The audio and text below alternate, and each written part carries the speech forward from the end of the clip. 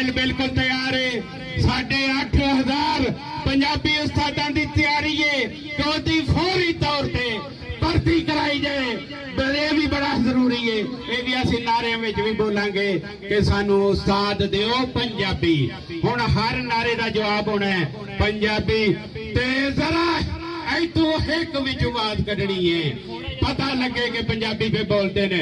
और पूरे पंजाब की बोली ये उन्हीं बात की कोई अवली जे भी बोलते ने नहीं।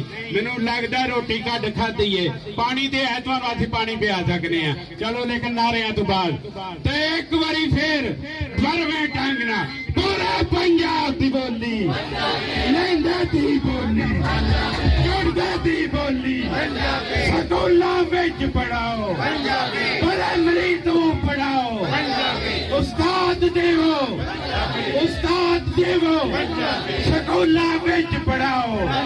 और सलक कर रही हक है साडा, हक है साडा, असलक कर रही स्कूलों विच पढ़ाओ, प्राइमरी तो पढ़ाओ, स्कूलों विच पढ़ाओ।